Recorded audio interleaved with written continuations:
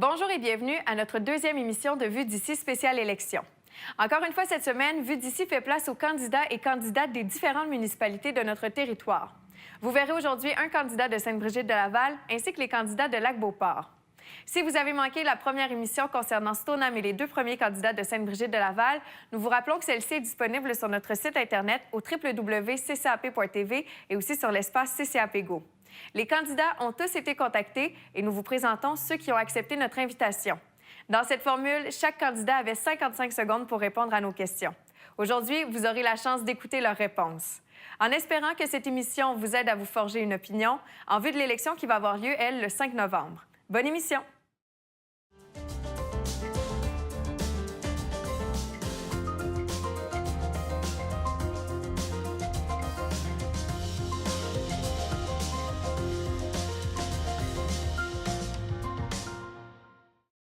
Premièrement, pour une ville de notre importance, parce que je conçois le rôle de maire comme un service à rendre à mes concitoyens, et non pas comme un métier qui demanderait un salaire de chef d'entreprise. Deuxièmement, constatant rapidement que le conseil municipal sortant gérait mal les affaires de notre ville, j'ai fait savoir il y a 2 ans que je poserais ma candidature comme maire. Cela m'a permis, contrairement à mes adversaires, de développer mes intentions et de communiquer une vision claire qui était prête au moment de confirmer ma candidature. Troisièmement, j'offre une vraie alternative. Autrement dit, ni de revenir en arrière avec un candidat qui dit se présenter en indépendant, mais qui s'appuie sur une coalition composée d'anciens élus, ni de continuer avec la mairesse sortante qui a démontré ses difficultés à gérer financièrement notre ville. Enfin, parce que j'ai dit que je reverserai la moitié de mon salaire aux organismes à but non lucratif qui offrent pour le bien public sur notre territoire.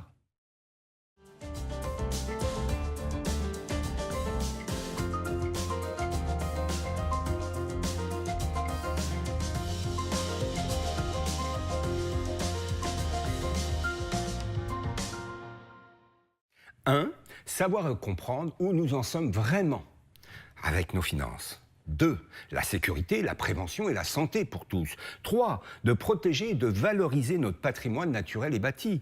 4, de replacer les citoyens au centre de nos préoccupations et de nos décisions en les consultant plus souvent. 5, de favoriser un développement économique responsable où l'acceptabilité sociale des projets fait partie de la démarche. 6, de s'engager dans un développement récréo-touristique qui mettra en valeur notre environnement en plus d'offrir des emplois de qualité aux citoyens et de faire venir des visiteurs chez nous. 7, continuer d'investir dans des infrastructures axées sur les sports, les loisirs, les arts et la culture pour tous. Enfin 8, nous occuper sérieusement de notre avenue principale en sollicitant adéquatement le ministère des Transports.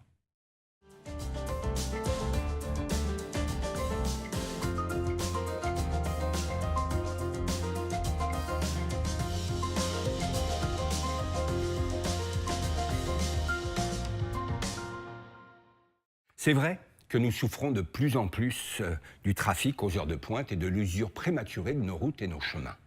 Aussi, nous peinons à nous développer, notamment parce que nous sommes enclavés.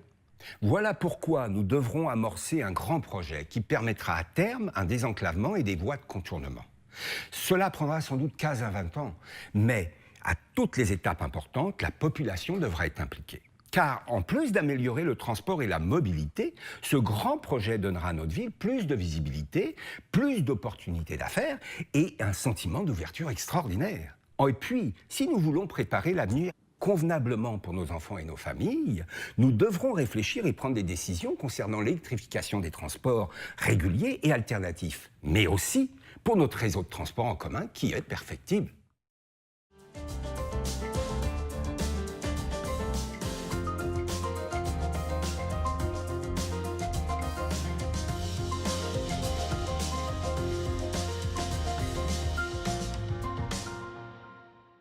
Notre ville est riche d'un patrimoine naturel exceptionnel. C'est une force, tout comme les enfants et les jeunes familles sont notre avenir.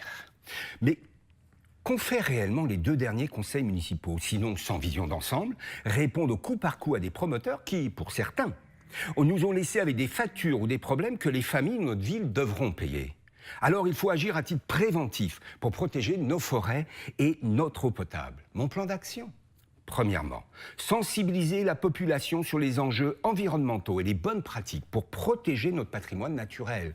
Deuxièmement, mettre en place une politique de développement durable qui engagera la ville vers des pratiques éco-responsables. Troisièmement, élaborer un plan d'urbanisme qui prendra en compte les enjeux environnementaux et qui favorisera l'aménagement d'espaces qui participent à la santé physique et économique de notre ville.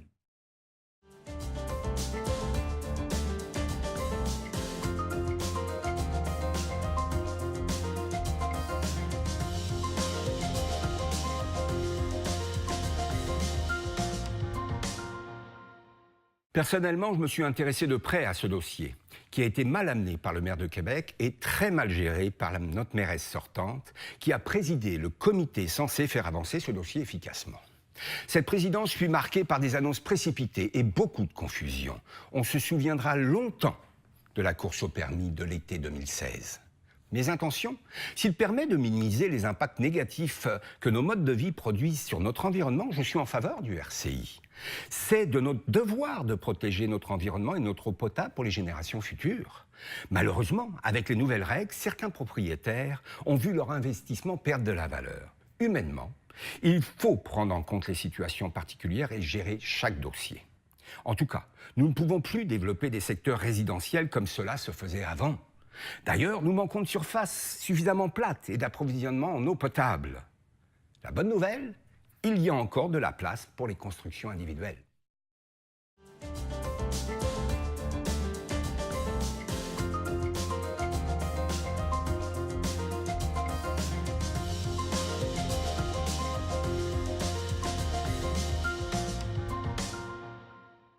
Alors, l'écoute et la sensibilité. J'ai à cœur le bien de mes citoyens. C'est un fondamental pour moi. Donc, c'est important que mes citoyens aient le meilleur. Et puis, je suis aussi vraiment... j'ai pris de l'expérience et pour mes dossiers, je prends le temps toujours de bien les maîtriser avant de prendre position. L'équipe Démocratie Lac-Beauport, pour faire la différence, c'est que nous sommes vraiment unis et nous allons travailler ensemble pour le futur. Bien, ma candidature se démarque surtout par mon leadership, mon travail en équipe, la capacité pour moi de travailler en équipe et d'exercer une cohésion au sein du conseil municipal, ce que, malheureusement, on n'a pas réussi à obtenir là, dans les 4 dernières années. Et pour moi, c'est essentiel. Cette campagne-ci est différente également, compte tenu qu'il y aura des candidats indépendants à la mairie. L'importance de voter pour une équipe complète, je l'ai démontré de 2009 à 2013. Jamais on a été aussi soudés au conseil municipal. Je suis un travailleur d'équipe. J'aime bien consulter mes collègues, mes conseillers, mes conseillères avant de prendre des décisions. Et je pense que c'est dans cet esprit de leadership et de cohésion que je me distingue des autres candidats et que je veux travailler pour la municipalité de Lac-Beauport et surtout pour les Lac-Beauportois et Lac-Beauportoises. D'abord, je suis fier de demeurer au Lac-Beauport. J'ai décidé de me présenter comme candidat indépendant après avoir mûrement réfléchi, après avoir rencontré des citoyens, des voisins, des amis, qui, devant la situation actuelle depuis les 8 dernières années, disaient « ça nous donne quoi de voter pour des partis? » Parce que la question, c'est pas de savoir si ces partis-là vont imploser ou pas. La question, c'est de savoir quand est-ce qu'ils vont imploser. Donc, je me présente comme maire indépendant pour représenter les citoyens et davantage être à l'écoute des citoyens que travailler pour un parti. Alors, je suis résident du Lac-Beauport depuis une quarantaine d'années.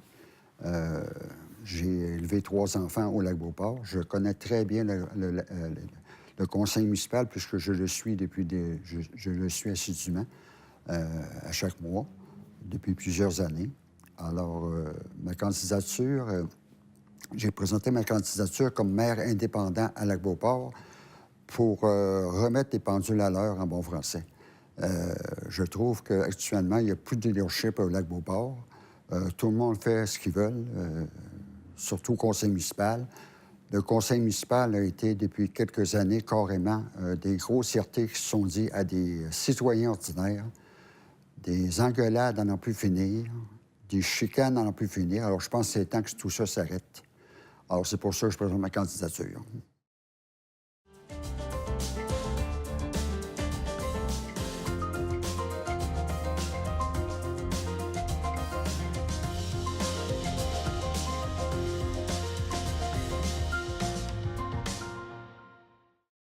Je dirais la communication, c'est la base de l'information. C'est important que les gens, les citoyens soient informés sur tout ce qui se passe dans leur municipalité. Exemple, en 2015, la dette, nous l'avons réduite de 500 000 et en 2016 de 1 million. Il y a aussi le Sentier du Moulin. Avec tout ce qui s'est passé, nous essayons de trouver des solutions. Alors, il serait bon que les gens soient au courant pour nous aider justement à trouver les meilleures solutions possibles. Alors, tout ça, c'est vraiment réactualiser un site Web. Et aussi, à partir du 5 novembre, j'aimerais que toutes les séances du Conseil soient web diffusées à la population. Alors, c'est un engagement que je prends. Et puis, mais surtout, c'est un engagement politique et nous, on l'a. Pour moi, il y a 4 enjeux majoritaires, prioritaires à Lac-Beauport. Premièrement, la reprise du contrôle de notre aménagement du territoire. Le RCI, le Règlement de contrôle intérimaire 2016, est venu nous enlever plusieurs droits pour notre aménagement.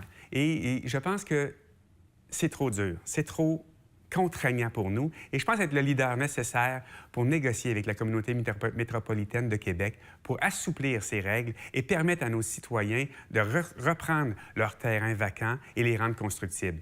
Lac-Beauport est capable de le faire en respect avec son environnement. Évidemment, les Sentiers du Moulin également, ce centre de ski de fond qui rayonne dans la grande région de Québec avec plus de 300 membres actifs et surtout une population grandissante pour utiliser le ski de fond et le vélo de montagne, il faut en assurer la pérennité et je pense également être celui qui peut le réussir. Évidemment aussi, il faut travailler sur l'aqueduc-égout, continuer de rendre le plus de réseaux desservis, de territoires desservis possible en concertation avec les citoyens et évidemment assurer la qualité de nos lacs et nos rivières.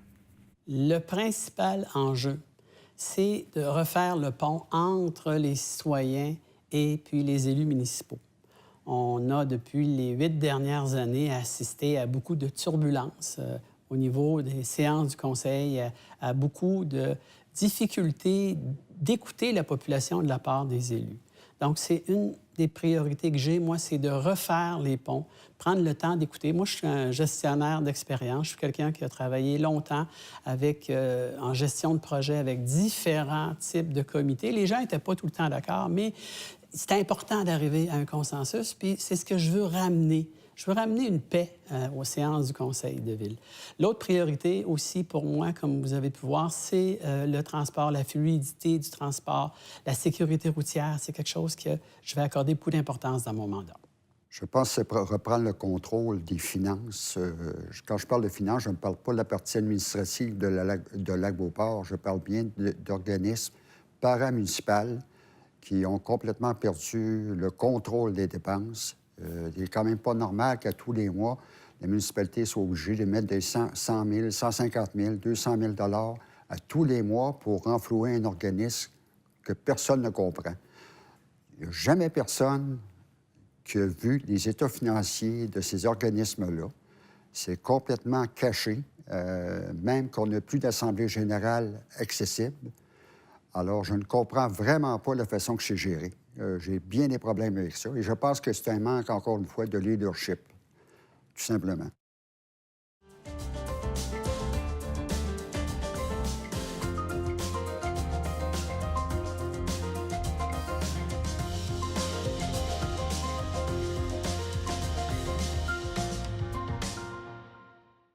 En tant que préfet de la MRC de la Jacques-Cartier, j'ai travaillé, mis beaucoup d'énergie sur ce dossier les dernières années. Nous avons travaillé très fort avec Mme Tremblay, aussi Véronique Tremblay. Nous avons essayé de trouver des solutions, car tout le monde le sait, Laurentien, c'est devenu vraiment pénible avec la population qui augmente.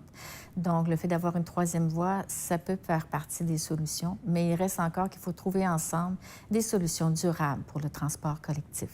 En transport et en mobilité, j'entends consulter nos jeunes et nos aînés. Je m'engage à faire une consultation majeure pour connaître les besoins, les habitudes de nos gens à Lac-Beauport. Ce n'est pas un réflexe naturel chez nous, le transport collectif, mais il faut le développer, l'améliorer pour désengorger les axes routiers vers Québec. On a la chance, dernièrement, d'accueillir chez nous la ministre déléguée au transport, Mme Véronique Tremblay, avec qui j'ai une excellente collaboration. Je pense qu'ensemble, on pourra également travailler sur des solutions pour que la Couronne-Nord soit davantage mieux desservie et mieux équipée pour rendre le transport collectif encore plus adéquat.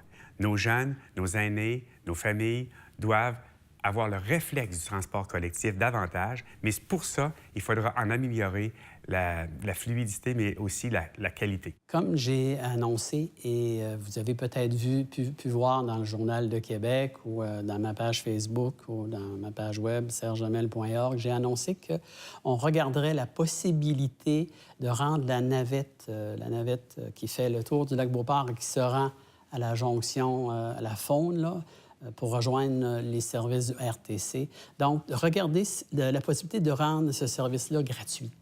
Ça va être bon pour notre économie locale, ça va être bon pour nos citoyens. Et de toute façon, on paye 150 000 par année pour ce service-là. Donc, on pourrait revoir le plan d'affaires, revoir comment on pourrait faire en sorte que ce service-là, on pourrait le rendre gratuit. Pour le faire, on va prendre le temps, je vais travailler avec les citoyens, on va réactiver le comité sécurité routière, on va y ajouter le volet transport et on va regarder la faisabilité de rendre ce service-là gratuit. Le transport en commun à Lac-Beauport relève carrément de la MRC de la Jacques-Cartier et non pas de la municipalité de Lac-Beauport, malgré le fait qu'on fasse partie de la MRC. Alors, la critique que j'entends souvent de citoyens de Lac-Beauport, ils trouvent que les autobus passent trop souvent vides devant leur résidence. Alors, il y a peut-être un problème d'horaire plus qu'un problème de disponibilité des autobus. Alors, je pense qu'on peut recommander à MRC de revoir un petit peu ses horaires parce que c'est vraiment curieux de voir les autobus vides du matin au soir.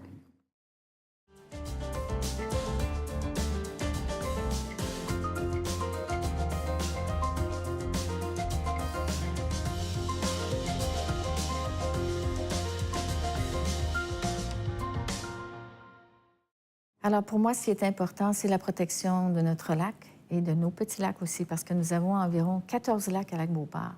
Alors, pour moi, c'est important de protéger ces eaux pour toute la municipalité, en fait. Pour nos puits aussi, les eaux potables, c'est important. Et pour ce faire, nous devons vraiment contrôler le développement.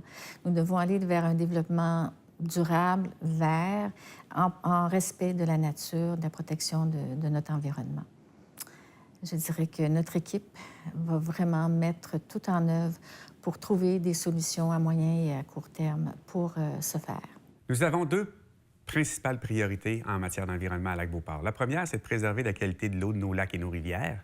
Et la deuxième, c'est de poursuivre dans la voie de la desserte en aqueduc et d'égouts pour les territoires non desservis.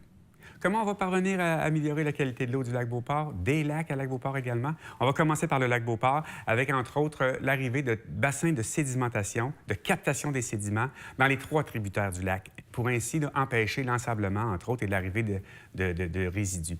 On a déjà discuté avec les riverains, on sait leurs besoins, on les connaît, on veut vraiment passer à l'action rapidement.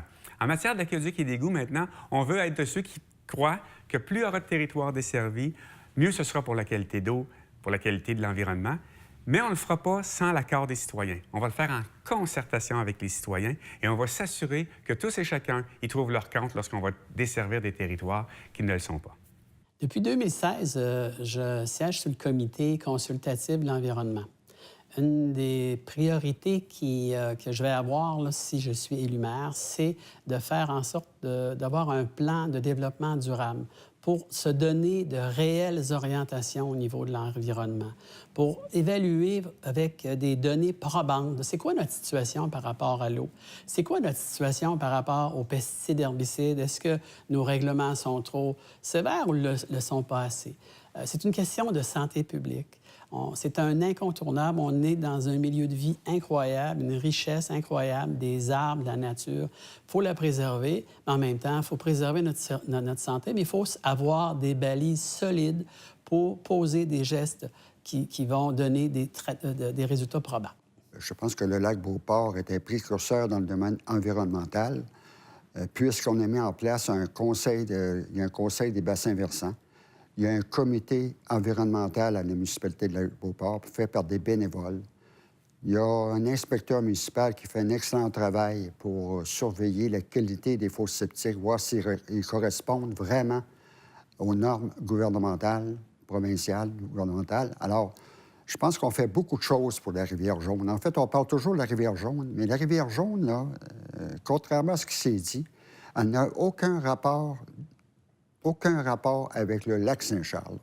La rivière Jaune arrive carrément à Wendake et n'arrive pas au lac Saint-Charles. Alors, on n'a aucun lien entre les deux lacs. Alors, je trouve ça malheureux qu'on nous ait traités de la façon qu'on nous a traités dans toutes sortes d'aventures dernièrement.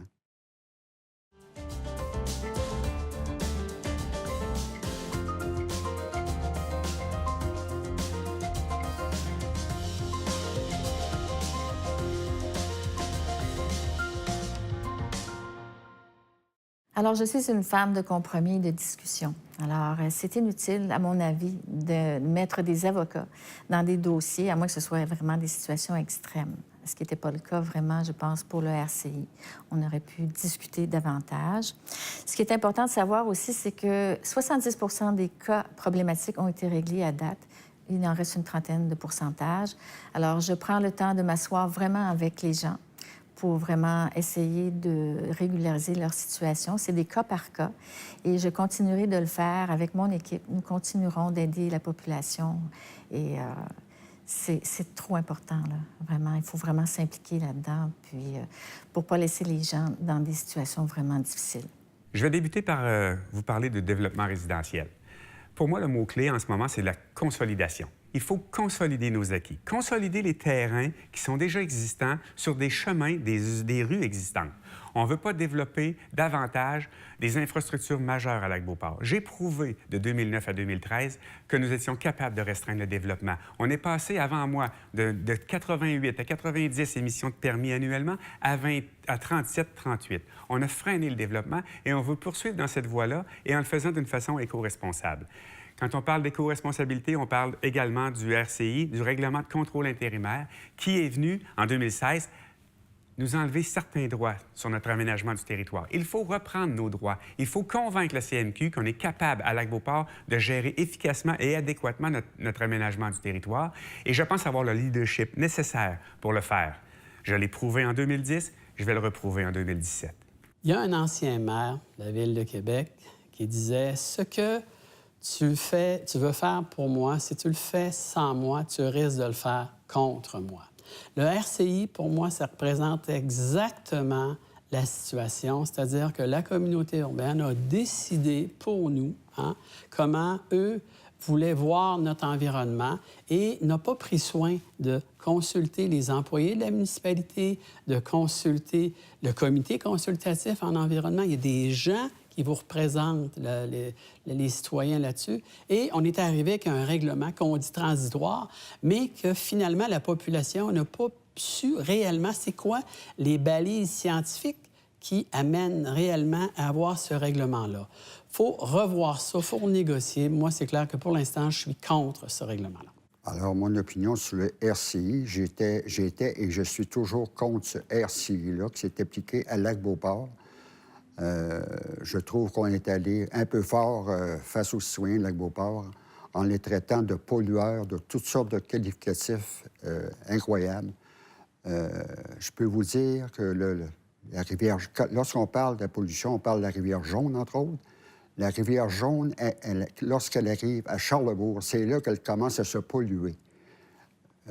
Ça ne prend pas un cours classique pour comprendre que lorsqu'on met des dépotoirs à neige à côté d'une rivière, il y a des chances que la neige fondue coule dans la rivière. Alors, c'est ce qui s'est passé à Saint-Émile, mais là, ils l'ont corrigé au moins. Dans tout le débat du RCI, on n'a jamais mentionné une rivière importante qui coule dans la rivière Saint-Charles. Je parle de la rivière Nelson. Alors, je ne comprends pas que la rivière Nelson, d'un coup, soit disparue de toutes les cartes quand le ministère de l'Environnement dit que c'est la plus polluée de toutes les rivières au nord de Québec.